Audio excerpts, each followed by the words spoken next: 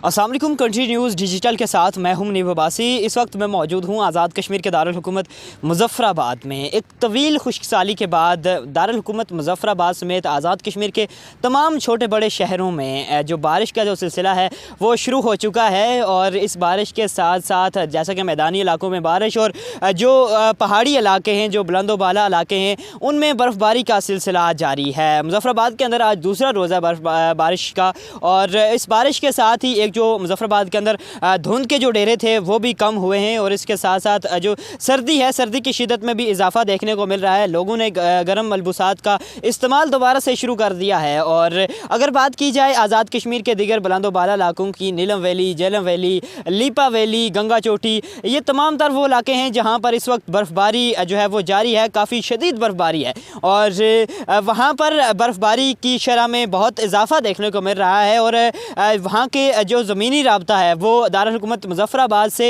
मुनक़ता होने के ख़दशात भी जो है वो ज़ाहिर किए जा रहे हैं। और इसके साथ ही जो SDM ने बाकायदा हदायत जारी की हैं कि गैर ज़रूरी सफ़र से जो है वो इज्तनाब किया जाए और ऐसे फिसलन वाले इलाके उनमें जो है वो सफ़र ना किया जाए।